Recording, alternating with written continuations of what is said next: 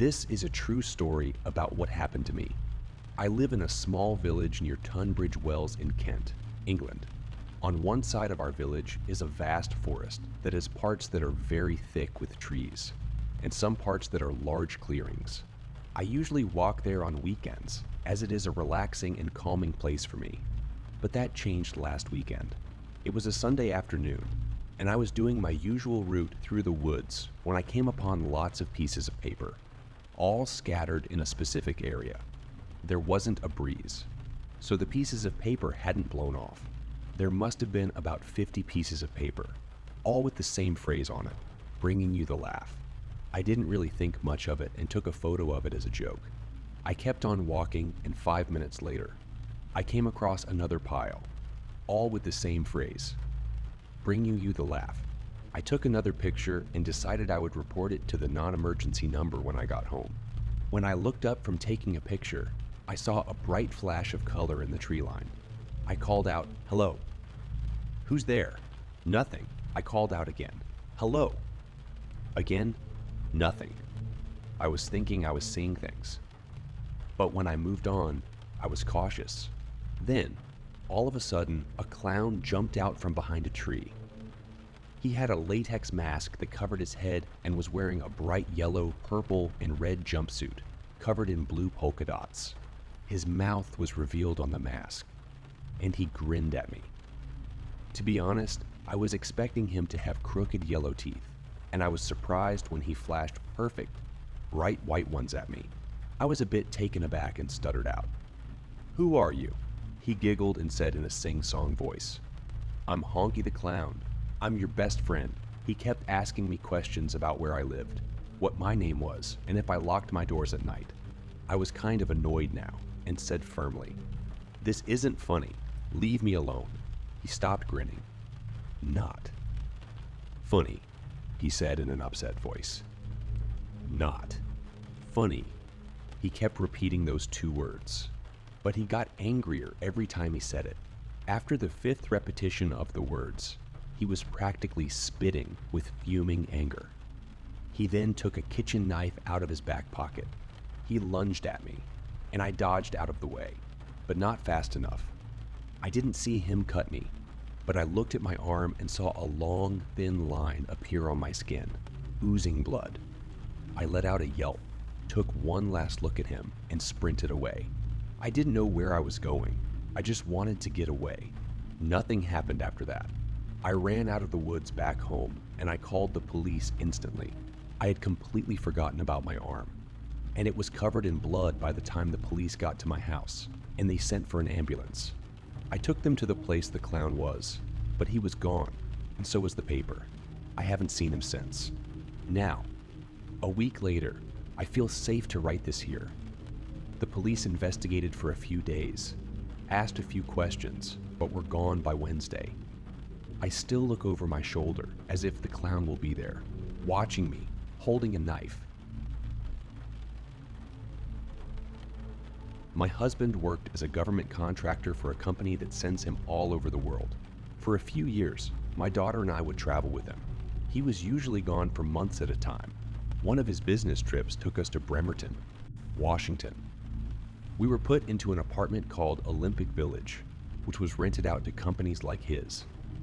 They were okay, fully furnished, better than a hotel, especially for the length of time we usually stayed. The apartment we had was on the ground floor. It was decorated nicely, and the furniture wasn't too worn. Nothing seemed or felt weird. I usually have a sense for the vibes of the places I go. I can't quite explain it. I don't think I'm psychic, just in tune with my surroundings. Things seemed pretty normal for the first few days. I spent most days there since I didn't have a car, playing my video games or watching TV.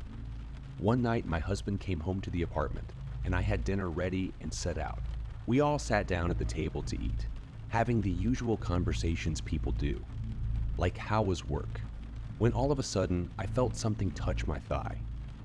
I didn't respond to it because I wasn't sure what had just happened, so I continued eating. A few moments later, it happened again.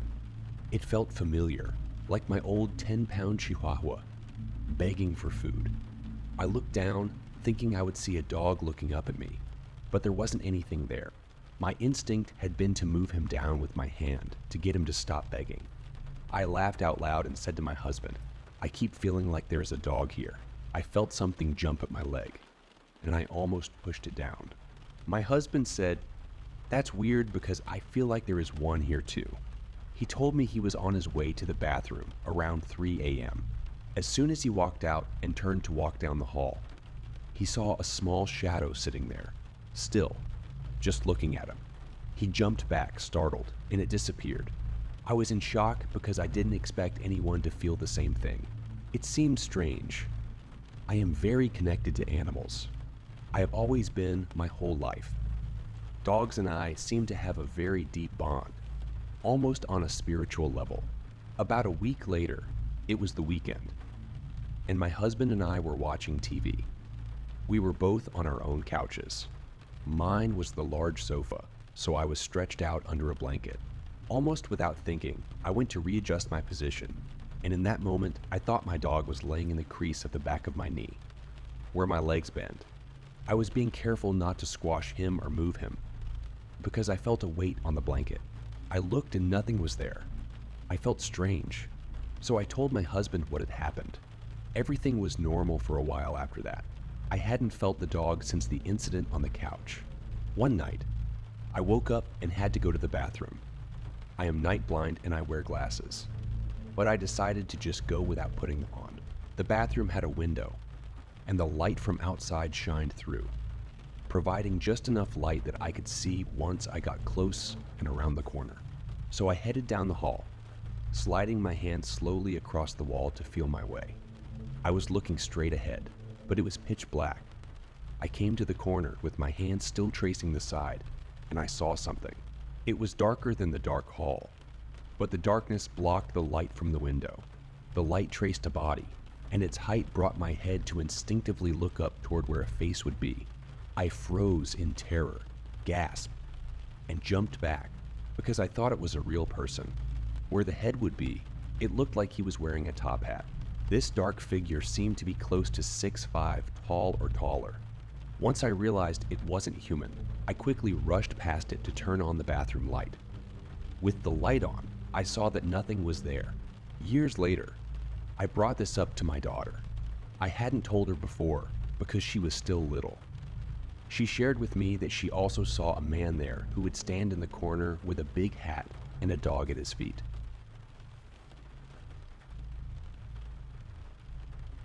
It was winter, and a cold one at that. I was a fresh face to the mid-year intake of Victoria University, a nervously excited fish out of water, plagued with some expected homesickness, in my hometown of Arley Beach. Winter meant maybe a month of cool nights, a jumper in the morning, an extra blanket at bedtime, and if you're lucky, an evening campfire enchanted by the idea of toasted marshmallows and hot chocolate. But the winter of Melbourne was as harsh as the bare and twisted trees that lined the city streets. I couldn't seem to pile on enough layers to keep my toes from freezing off. Some nights, I would find myself jolting awake to my own shivering. I had managed to find an affordable share house close to campus. I was given a small, musty room snug enough only for a single bed and a small closet. The carpet flooring in every space, save the kitchen, was frayed and crusted, lifting at the sides to reveal grime-caked floorboards. The kitchen wasn't any better, with wood flooring that was consistently annoyingly damp to the touch. It was odd in another way too, in that it was the only place in the house to hold a slight, ripe, meaty scent, which lingered, as if the residence was located at the back of a butchery. No amount of window opening, sweeping, or mopping seemed to fix the problem. The scent remained. I questioned my housemates if they noticed the smell too, which they did. But they shared the same sentiment as me. It wasn't pungent enough to be concerning. This was a cheap place after all. I come from a family of 6. 4 hungry boys, including myself, and 2 loving parents who struggled to feed them. Growing up with brothers that preferred hunting, rugby, and wrestling over any kind of considerate conversation presented its own rough challenges. though despite our lack of regard, we actually did care for each other. It seemed rare in a small town where everyone I knew assumed a level of despise for their siblings. The fact was that I, on the other side of the country, missed my brothers, especially James, the baby of the family, only 10. He would continue to grow and mature despite my absence. The thought saddened me. In my homesickness, I would find my nights littered with dreams about my family, bittersweet moments weaving in and out like a tapestry of nostalgia. One night, I found myself dozing into a feverishly strange place, a sense of something familiar yet sour, like the taste of birthday cake made with rancid butter. The realization was quick to hit. I was at school, or at least some dream version of it. I was in the old hall of Block a worn-down red brick building with abandoned classrooms, boarded up and splattered with graffiti. It's hard to explain how I knew, but I was filled with the feeling that James was here, hiding somewhere, begging for me to come find him. It was then that I noticed I was lying in a hospital bed, which seemed, out of its own volition, to be pushing itself down the hall. The strangeness of it all should have been alarming, but it never actually felt as such. The bed continued down the hall, passing each classroom, old paint flaking off each door. I wanted to peer through each passing window. Maybe James is hiding in one of these rooms, I thought, but I couldn't. The spaces between the windows' boards were too grimed up. The bed began to slow as it approached the end of the hall. It pulled up to the second-last classroom. Where windows should have been was instead the continuation of crumbling red brick. There was also something different about the door. It lacked the flaking sky blue coat of the others. It was instead covered in a sheen of dull gray, smooth, as if freshly painted. I propped my head up for a better look, and at the same time, the door silently swung inwards, revealing nothing but a deep, endless black, feeling a heaviness in my eyes. I rolled over and snuggled back into the bed. Done with the hide and seek antics, this dream was trying to exude from me. Within a moment, I felt the subtle, familiar pressure of the mattress indenting behind me, as if someone else was climbing into bed. The weight of a pair of arms wrapped around me. I remember thinking, James must have given up hiding. He must be tired too. Unassumingly, I closed my eyes, and the dream was over. As I woke, the immediate cold of the night air pressed my face. That was expected, but what wasn't expected, I thought, was the strange sensation of hugging that was still around my body. This pressure that showed no signs of easing. I tried to wriggle out of my sleeping position, but was met with a harsh resistance. A genuine physical restraint around my torso and arms. A shot of adrenaline kicked my heart as the thought struck. This isn't James. An attempt to yell out for help was met with the strained, silent vapor of my breath. I tried again. Nothing, not even a groan. I had never fully aligned with the Christian beliefs my parents tried to instill, but in the moment, prayer definitely felt like the right thing to do. I closed my eyes and tried to form some kind of panicked plea. My thoughts were a whir of frenzied tensions, bubbling around in a desperate attempt to align with something holy, something powerful. I remember words forming at the end of the prayer, something along the lines of, "In Jesus' name, be gone." As soon as the sentence formed, I felt the tension release. I inhaled immediately and took a few moments to steady my breathing. I could move again. As I sat up out of bed, an unusual chill licked my back. I reached behind and ran my hand under my thermals. It was wet, literally dripping with sweat, despite the night air. In an effort to soothe my manic sense of disbelief, I glanced back down the bed, half expecting to see something. Nothing. I exhaled silently, gratefully, fleetingly, as my vision adjusted to the moon-dimmed scene of my fitted bedsheet. Another shot of adrenaline pulsed into my heart. Something was there, or at least had been. Next to the obvious creases of where my body had been laying was another set of ruffled folds in the cotton, almost identical in general shape, if not considerably larger. In fact, Whatever was there was considerably heavier too, as the folds were accentuated by some quite obvious depressions in the mattress. Screw this, I remember whispering to myself. I snatched my blankets off the bed and made straight for the communal living room, slamming the door behind me. Probably too loud. I didn't care. I sat bundled up on the couch, alert. Not half a minute later, the right door of the neighboring bedroom clicked open quietly. Out walked Safina, one of the housemates whose eye-bagged face presented expected levels of irritants. We didn't really know each other. A pang of guilt nestled its way into my chest. "What happened?" she whispered. And then surprisingly, "Are you okay?" I explained the events with as much sensibility as my exhaustion could allow, yet fully aware how unreal the situation probably seemed. "Can I see your bed?" she finally asked. My eyes widened. "You actually believe me? I don't not believe you." She paused. "You're clearly upset, but I'm curious. I'll even go in alone." I agreed and let her into the room, keeping the door wide open. She spent a good few minutes surveying the cramped space, flicking the lamp on and off, but mostly, she gazed at the bed, not saying anything. Before long, she returned, closing the door behind her. "Take a photo of your sheets before you mess them up again. Even with that, though, I doubt other people are gonna believe you." Safina's voice carried a sad yet comforting tinge of understanding. "I don't think I want to sleep in there again." I exhaled, remembering my own fatigue.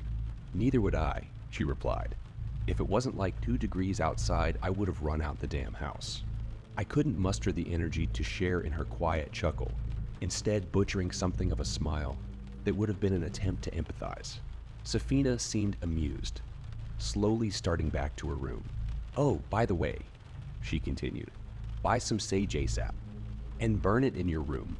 I stood there, kind of dazed. Safina lowered her voice. "Trust me." I nodded with a faux sense of assurance and made back to the bundle of blankets on the couch. Safina shut her door, and that was that. I did buy the sage and smudged my room as best I could, despite my lack of knowledge or confidence in the ritual. Part of me wished I had Safina there for help, but the poor girl had come down with a nasty virus. I didn't want to be a bother. With graduation in 2 weeks, I should be feeling thrilled. Energetic perhaps, excited at the least. The pressure has never left though. I feel it sometimes as I lay in bed, sinking into the mattress around me. I feel it when I'm in the bathroom, the floorboards quietly creaking behind me, as if someone's standing there. I feel it in the kitchen on a quiet night, like invisible eyes watching me through every door and window, never blinking. I feel it even when I go home to visit family, a cool breath across my neck when I'm alone, watching TV, disrupting any sense of safety. I feel it in my ears as I drift into sleep, a fleeting whisper of my name, just enough to stir me, tightening my chest, thumping in my heart, refusing to fade. It feels so putrid, so awful, so endless. But of course I can never actually see anything. That's the worst part.